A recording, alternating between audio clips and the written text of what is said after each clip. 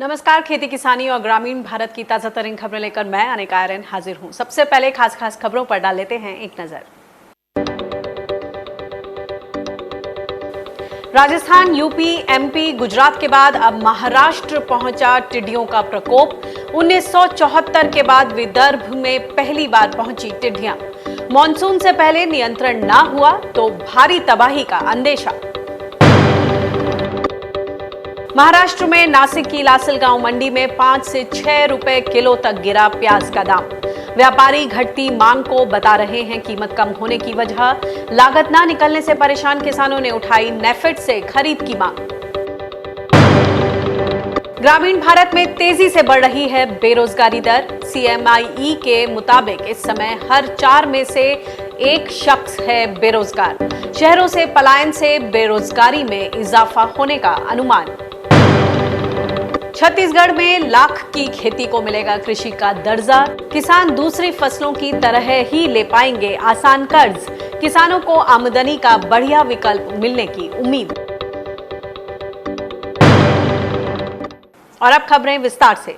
रेगिस्तानी टिड्डियों का प्रकोप बढ़ता जा रहा है। राजस्थान के अलावा यूपी, एमपी और गुजरात में हरियाली को चट करने वाली ये टिड्डियां अब महाराष्ट्र के विदर्भ तक पहुंच चुकी हैं। देखिए ये रिपोर्ट।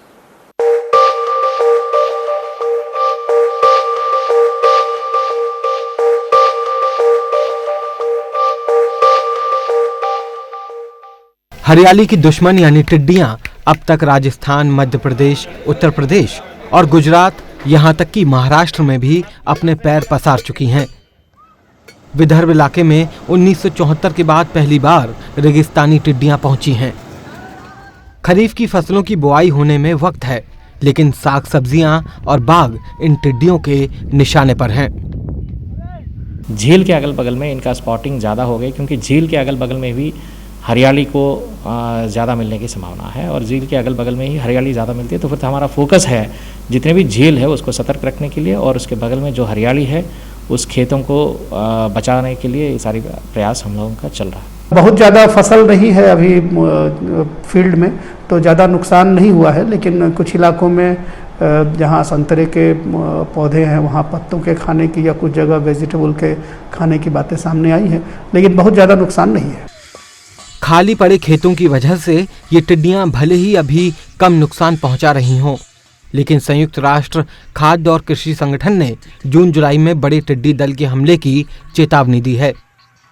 भारतीय विशेषज्ञों का भी कहना है कि इन टिड्डियों को मानसून सक्रिय होने से पहले नियंत्रित करना होगा, वरना बारिश होने के बाद इन्हें रोक पाना बेहद मुश्किल हो जाएगा। अच्छे मानसून में जब तापमान बढ़ेगा नहीं, टाइम से बारिशें मिलती रहेगी, मॉइस्चर बढ़ता रहेगा, ह्यूमिडिटी बढ़ती रहेगी, इसके चलते टिड्डी का तादाद भी बढ़ेगा। टिड्डी का जितना नियंत्रण बारिश से पहले हो जाएगा वो हम कर पाएंगे, वरना बारिश के बाद इस टिड्डी की तादाद बहुत ज़्यादा बढ़ने वाली है। और शायद जिस तरह से आज कोरोना महामारी हमारे हाथों से बाहर निकल चुकी है, शायद इस बार अच्छे मानसून के होने के बावजूद हम अच्छी क्रॉप, अच्छे हॉर्टिकल्चर प्रोडक्शन नहीं ले पाएंगे। अच्छे मानसून के अनुमान के बीच खरीफ की फसलों पर टिड्डियों का खतरा मंडरा रहा है। जाहिर है कि लोकस्ट कंट्रोल ऑर्गेनाइजेशन और कृषि विभाग को किसानों के साथ मिलकर इन टिड्डियों से निपटने की पुख्ता रणनीति को जमीन पर उतारना होगा, वरना कोरोना संकट की मार खाए किसानों और भारतीय अर्थव्यवस्था के लिए ये टिड्डियां एक बड़ा झटका साबित हो सकती हैं। Bureau report, Swaraj express. और ये ताज़ा अपडेट आ रहा है टिड्डियों के मामले में राजस्थान से कि कृषि विभाग की ओर से कोटापट्टी, दौसा में कल अर्धरात्रि के बाद चलाए गए टिड्डी नियंत्रण अभियान में अच्छी सफलता मिली। आप देख सकते हैं अपने टीवी स्क्रीन पर किस तरह से टिड्डियों को मार गिराया है। कीटनाशक स्प्रे से भारी संख्या में टिड्डियों को मारने में कामयाबी मिली। वहीं मध्य प्रदेश के सतना में टिड्डी हमले को लेकर पहले से अलर्ट पर प्रशासन ने टिड्डी दल को काफी हद तक रोकने में सफलता पाई है। यहां कीटनाशकों के छिड़काव के लिए दमकल की गाड़ियों का इस्तेमाल किया गया। प्रशासन के मुताबिक जिले में अभी तक टिड्डी दल के हमले से फसलों को कोई नुकसान नहीं पहुंचा है। घनी आबादी के क्षेत्रों में उनको सायरन से भगाया। शाम को वो दल जाके अमरपाटन के अहिर गांव क्षेत्र में यूकेलिप्टस और आम के पेड़ों पर उसने विश्राम किया। रात को हमने योजना बनाते हुए 6 फायर ब्रिगेड रीवा, अमरपाटन और सतना से मंगा के पेस्टिसाइड अटैक तैयार किया और सुबह 4 बजे से तैयारी हो गई थी। 5:15 बजे सूरज निकलते ही टिड्डी दल पर अटैक किया गया, जिसमें उसको भारी नुकसान हुआ है। बचे हुए टिड्डी दल गोविंदगढ़ रीवा के रास्ते से भागे हैं। कोरोना संक्रमण और लॉकडाउन की मुश्किलों के बावजूद गेहूं की सरकारी खरीद बीते साल के आंकड़े को पार कर गई है। केंद्रीय खाद्य मंत्रालय के मुताबिक रबी सीजन में 24 मई तक 3,41,56,000 टन गेहूं की खरीद हुई है, जबकि बीते साल ये आंकड़ा 3,41,31,000 टन था। सरकार ने इस बार 4 करोड़ टन गेहूं खरीदने का लक्ष्य रखा है। इस आधार पर अब तक 76% खरीद का काम पूरा हो चुका है। गेहूं की खरीद करने में पंजाब सबसे आगे है। यहां 135 लाख टन के लक्ष्य के मुकाबले 125 लाख टन गेहूं खरीदा जा चुका है। इसके बाद मध्य प्रदेश और हरियाणा का नंबर है, लेकिन गेहूं के बम्पर उत्पादन को देखते हुए इस बार के खरीद लक्ष्य को कम बताया जा रहा है। इस बीच राजस्थान सरकार ने गेहूं की बम्पर पैदावार को देखते हुए केंद्र सरकार से राज्य में गेहूं खरीद का लक्ष्य बढ़ाने की अपील की है। राज्य के खाद्य और आपूर्ति मंत्री रमेश चंद मीणा ने कहा कि प्रदेश में केंद्र सरकार ने समर्थन मूल्य पर 17 लाख टन गेहूं खरीदने का लक्ष्य रखा है, लेकिन अच्छी पैदावार को देखते हुए खरीद के लक्ष्य में 4 लाख टन बढ़ोतरी और करनी चाहिए। उन्होंने ये भी कहा कि कोरोना संकट के चलते खुले बाजार में गेहूं का दाम न्यूनतम समर्थन मूल्य के मुकाबले काफी कम चल रहा है। ऐसे में सरकारी खरीद बढ़ाकर किसानों को नुकसान से बचाया जा सकता है। उत्तर प्रदेश सरकार ने हाइब्रिड बीजों पर किसानों को मिलने वाली अपनी हिस्से की सब्सिडी रोक दी है। यानी अब किसानों को केवल केंद्र सरकार से आने वाली सब्सिडी ही मिलेगी। उत्तर प्रदेश के कृषि निदेशालय ने 22 मई को इससे जुड़ा आदेश जारी किया है। इसमें कहा गया है कि राजस्व की कमी के चलते हाइब्रिड बीजों पर मिलने वाली सब्सिडी को रोका जा रहा है। इससे किसानों को मिलने वाला बीज महंगा होने और उन्नत बीजों के जरिए उत्पादन बढ़ाने की योजना खटाई में पड़ती दिखाई दे रही है। छत्तीसगढ़ में मुख्यमंत्री भूपेश बघेल ने लाख की खेती को कृषि का दर्जा देने वाले प्रस्ताव को मंजूरी दे दी है। इसे जल्द ही कैबिनेट के सामने मंजूरी के लिए रखा जाएगा। इस कदम से लाख की खेती करने वाले किसानों को सहकारी समितियों से कर्ज लेने की सुविधा मिल जाएगी। छत्तीसगढ़ में लोग कुसुम, पलाश और बेर के पेड़ों पर पारंपरिक तौर पर लाख की खेती करते हैं, लेकिन आधुनिक तरीके से खेती ना करने की वजह से सही उत्पादन और दाम नहीं मिल पाता है। हालांकि कृषि का दर्जा मिलने से इसकी आधुनिक खेती शुरू होने और इससे किसानों की आमदनी बढ़ने की उम्मीद की जा रही है। लाख की यदि खेती करेंगे तो जो हम धान या परंपरागत रूप से जो खेती करते हैं उससे कई गुना ज़्यादा आमदनी लाख से होगी। अभी जो हमारे पास जो सूचनाएं आ रही है, तो जो किसान धान भी बोए थे और जो लाख के भी काम कर रहे हैं, उसमें जो अंतर आ रहा है, देखने सुनने में आ रहा है, वो बहुत अधिक है। अब आंकड़े आने के बाद अलग से प्रेस कॉन्फ्रेंस करके पूरी जानकारी मैं आपको दूंगा। हरी साग सब्जियां उगाने वाले किसान ही नहीं बल्कि प्याज की खेती करने वाले किसानों को भी इन दिनों मुश्किलों का सामना करना पड़ रहा है।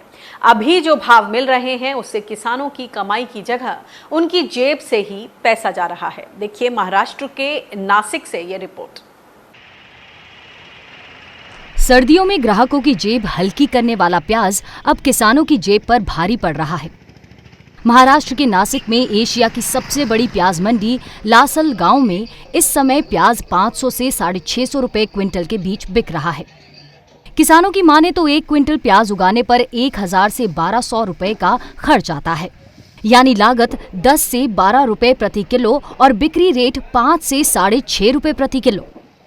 सीधे सीधे हर 1 किलो पर 5 से 6 रुपए तक का नुकसान। अगर बोरा, पल्लेदारी और मंडी लाने का खर्च भी जोड़ लिया जाए तो किसानों का हो रहा नुकसान और बढ़ता जाएगा।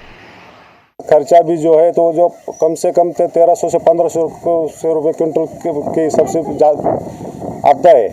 तो अभी कम से कम जो है किसानों के लिए प्याज का भाव जो है 2000 के ऊपर ही होना चाहिए। और केंद्र सरकार ने जो है तो उनके लिए जो हामी भाव का जो बोला था अभी तो उसके कुछ किया ही नहीं। और जो पहले बोले थे वो नाफेड वाला जो खरीदी करने वाला है तो नाफेड वाला अभी तक जो कोई है तो कोई अब आ नहीं रहा है। कांदे को भाव मिलता नहीं है, कांदे को 1200-1300 रुपया खर्चा आता है।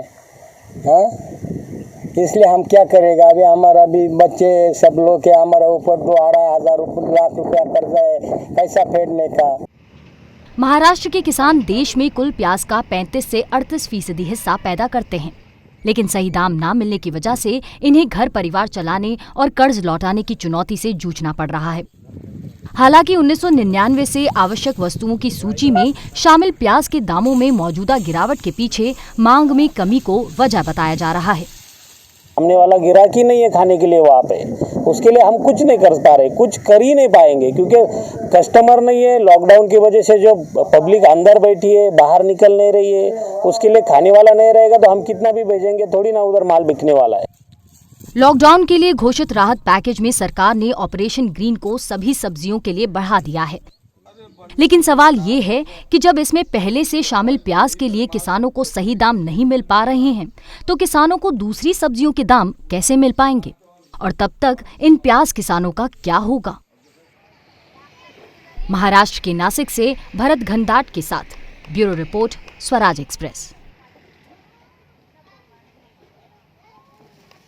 लॉकडाउन के बाद बेरोजगारी की समस्या भयावह हो गई है। 4 में से 1 आदमी के पास इस समय कोई काम नहीं है। Centre for monitoring of Indian economy यानी CMIE के मुताबिक ग्रामीण भारत में 17 मई को खत्म हुए हफ्ते में बेरोजगारी दर 22.79% थी, जो 24 मई को खत्म हुए हफ्ते में बढ़कर 25.09% हो गई। इसके मुकाबले शहरों में बेरोजगारी दर 26.95% से घटकर 22.72% हो गई है। गांव में बेरोजगारी दर बढ़ने के पीछे लॉकडाउन और इसके बाद शहरों से हुए पलायन को एक बड़ी वजह माना जा रहा है। रेलवे का दावा है कि उसने श्रमिक ट्रेनों के जरिए 1 मई के बाद 35 लाख लोगों को महानगरों से उनके घर पहुंचाया है। इतना ही नहीं, अगले 8 से 10 दिनों में 36 लाख मजदूर घर लौटने वाले हैं। यानी आने वाले समय में गांव में बेरोजगारी दर में जबरदस्त उछाल आने वाला है। गांव में जिस तरह से बेरोजगारी दर सारे रिकॉर्ड तोड़ रही है, उसमें खेती के बाद मनरेगा ही एक ऐसा साधन है जिसके जरिए लोगों को काम दिया जा सकता है। केंद्र सरकार ने मनरेगा के लिए 40,000 करोड़ का अतिरिक्त बजट दिया है। इसमें अगर 2020-21 के लिए मनरेगा बजट को मिला लें तो अब इस पर 1 लाख करोड़ रुपए खर्च होंगे।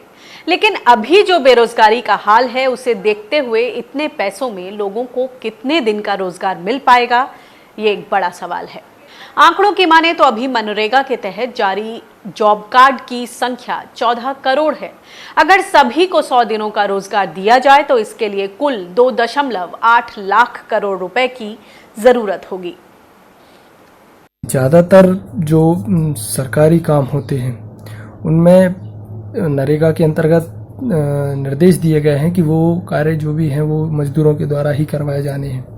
लेकिन हम देखते हैं कि इस योजना के अंतर्गत 95 से 99% जो काम होते हैं वो भारी मशीनों के द्वारा करवाए जा रहे हैं।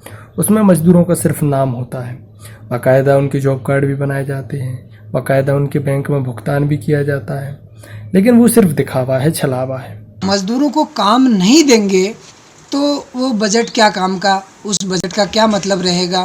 फिर वो काम अलग अलग जगह जहाँ पर कहीं ठेकेदार से करवाते हैं, कहीं ठेके पे उसको देते हैं, कहीं मशीनों से काम करवाते हैं।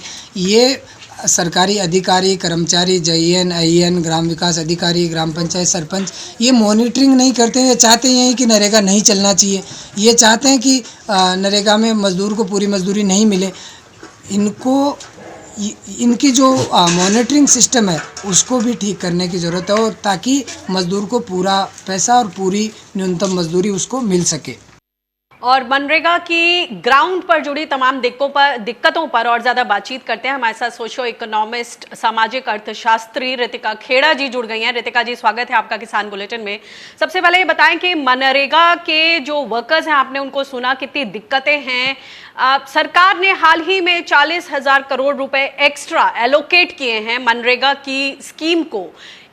आपको क्या लगता है कि खाली एलोकेशन से जो दिक्कतें हैं जमीन पर, जो लूप होल्स हैं, क्या वो ठीक हो पाएंगी? कितनी इफेक्टिव रहेगी ये योजना आफ्टर दिस इंक्रीज्ड एलोकेशन? देखिए, योजना को चलाने के लिए सबसे पहले तो पैसों की और समय पर पैसों की ज़रूरत है। पिछले 6 सालों से एक बहुत बड़ी दिक्कत ये आ रही है कि जो बजट में पैसा दिया जाता था 60,000 करोड़ के आसपास, वो अक्टूबर तक खत्म हो जाता था और फिर अक्टूबर से लेके मार्च तक काम कर रहे थे मजदूर, उनका भुगतान अगले बजट में जो पैसा आता उससे किया जा रहा था।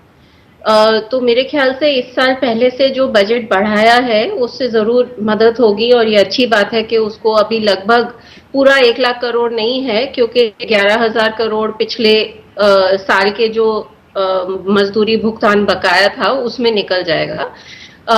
दूसरी बात यह है बजट के बारे में कि अगर आप देखें देश में 14 करोड़ जॉब कार्ड हैं और कानून के हिसाब से हर एक जॉब कार्ड को 100 दिन का हक है। तो अगर आप लगभग 200 रुपए मजदूरी लगाएंगे तो प्रति जॉब कार्ड आपको 20,000 रुपए की जरूरत पड़ेगी, जो अगर कुल करेंगे 14 करोड़ के साथ जॉब कार्ड के साथ तो 2.8 लाख करोड़ का बजट चाहिए और इस साल अभी ये 1 लाख करोड़ तक पहुंचा है। तो अभी भी जो बजट है वो सबको 100 दिन रोजगार नहीं दे पाएगा। ये बात जरूर है कि जो हर एक जॉब कार्ड वाला 100 दिन काम नहीं चाहेगा, कुछ लोगों को शायद कम भी पैसा चाहिए हो।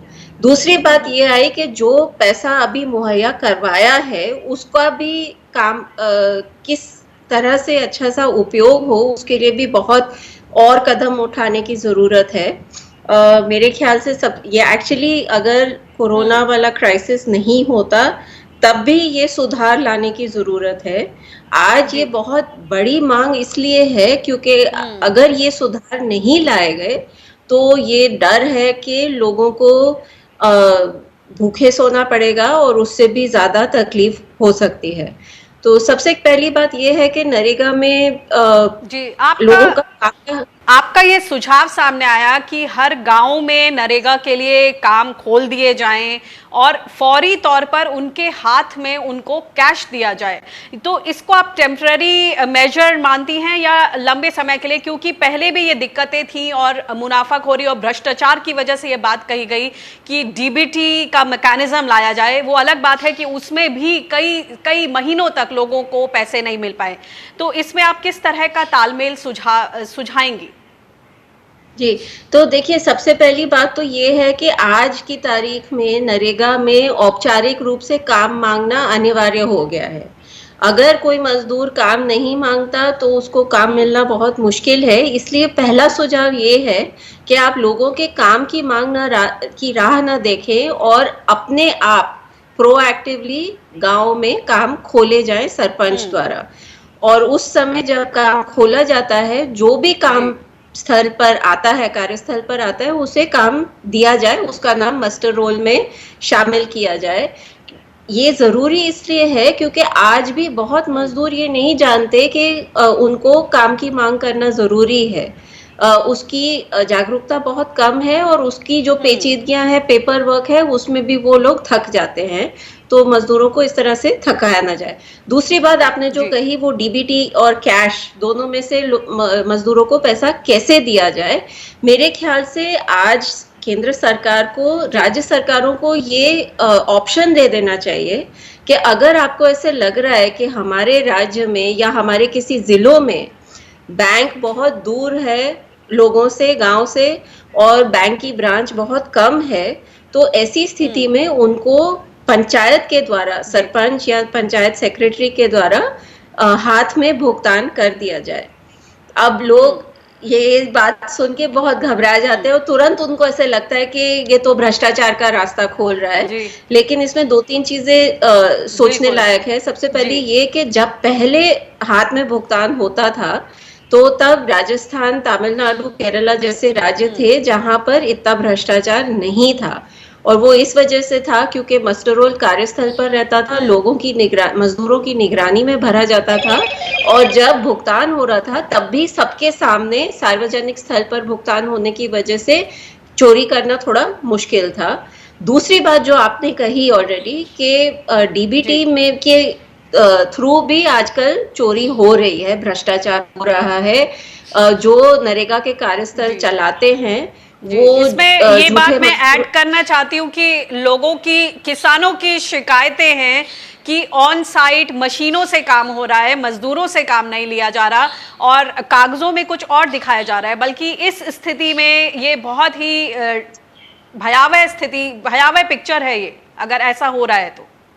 जी, एक्चुअली नरेगा कानून में ठेकेदार और मशीन दोनों ही अलाउड नहीं है, और जहां ये वापस आ गए हैं वो इस वजह से भी है कि ये पूरी बैंक से पेमेंट करने की प्रणाली जो बैठाई गई उसमें एक नया तरह का करप्शन, एक नया तरह का भ्रष्टाचार आया है, जहां पर मजदूर को भी शामिल कर दिया जाता है। कुछ मजदूरों को भी पूरे भ्रष्टाचार के सिस्टम में शामिल करने की वजह से अब ठेकेदार और मशीन के द्वारा ये काम किया जा रहा है। और मेरे ख्याल से अगर कुछ टेक्नोलॉजी को हम आराम दें नरेगा में और वापस मजदूरों के लिए सबसे क्या सुविधाजनक है उसको प्राथमिकता दें, न कि जो उसको क्रियान्वित कर रहे हैं। हुआ ये है कि पिछले 10 सालों में नरेगा जो क्रियान्वित कर रहे हैं, चाहे अफसर के लेवल पे हो चाहे ब्लॉक के लेवल पर हो, उनका काम आसान करने के लिए नरेगा को और टेक्नोलॉजी से लाद दिया गया है। कभी जियो टैगिंग होती है, कभी EFMS होता है, कभी मस्टर रोल होता है। तो इस तरह से वो और पेचीदा हो गया और मजदूर के लिए काम पाना और मजदूरी समय पर लेना बहुत मुश्किल हो गया था। तो हमें ये नहीं समझना चाहिए कि कैश इक्वल्स करप्शन और DBT equals no corruption. Corruption की प्रॉब्लम दोनों जगह है और दोनों जगह करप्शन को रोकने के और समाधान भी है, जिसका पिछले नरेगा के इतिहास में भी कुछ लेसन पर जोर देने की जरूरत है। जी, यानी कि मॉनिटरिंग को सख्ती से लागू करना पड़ेगा और जो लेबर इंटेंसिव जो ये योजना है उसमें लेबर को ही प्राथमिकता देनी होगी। बहुत बहुत शुक्रिया हमसे बातचीत करने के लिए। और इसी के साथ खेती किसानी और ग्रामीण भारत की खबरों में फिलहाल इतना ही। खबरें अभी और भी हैं, देखते रहिए स्वराज एक्सप्रेस। मुझे दीजिए इजाजत, नमस्कार।